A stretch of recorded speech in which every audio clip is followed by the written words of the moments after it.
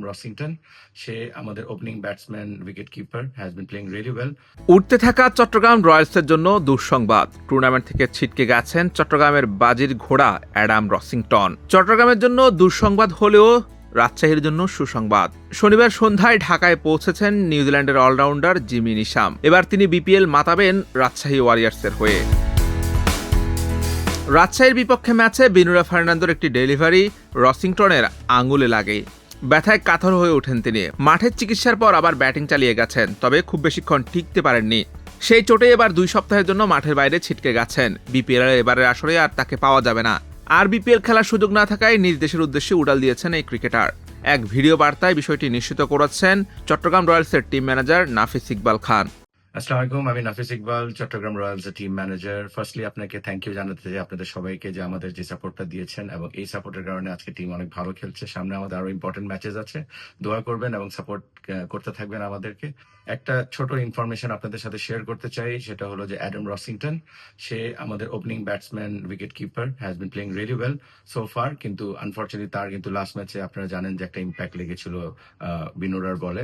Rossington ছিটকে পড়ায় চট্টগ্রামের সম্ভাবনায় বড় আঘাত। দলটি যে এখন পয়েন্ট তালিকার শীর্ষে, সেটির পেছনে বড় অবদান এই উইকেট কিপার ব্যাটারের। প্রথমবার বিপিএল খেলতে এসে এখন পর্যন্ত আসরের সর্বোচ্চ 258 রান করেছেন তিনি।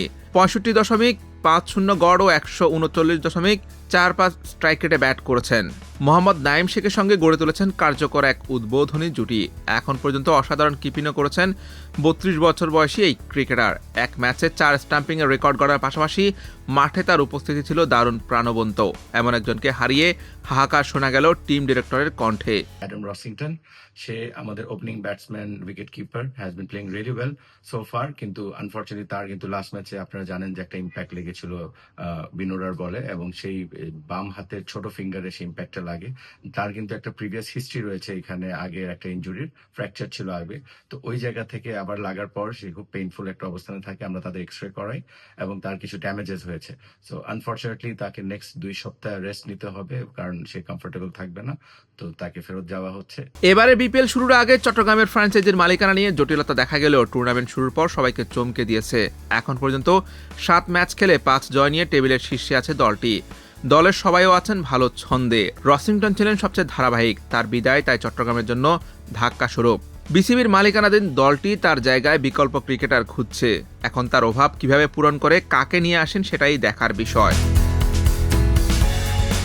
বিশ্বজুড়ে ফ্র্যাঞ্চাইজি লিগের তারকা ক্রিকেটার নিশাম খেলেছেন IPL, BPL, PSL, CPL, Big Bash, the 100 সহ প্রায় সব জনপ্রিয় ফ্র্যাঞ্চাইজি লিগে। 2023-24 আসরে বিপিএল এ রংপুর রাইডার্সের হয়ে আলো ছড়িয়েছিলেন তিনি।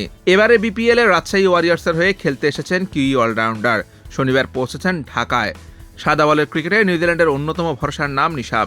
বিশেষ করে টি-20 ফরম্যাটে তিনি বিশ্বসেরাদের একজন। এই ফরম্যাটে দেশের হয়ে 93 ম্যাচ খেলে 149 স্ট্রাইক রেটে 1010 রান করেছেন। বল হাতে নিয়েছেন 56 উইকেট। এই অলরাউন্ডার যোগ দিতে রাজশাহীর শক্তি আরও বেড়ে যাবে। Hussain Arman, PT cric time.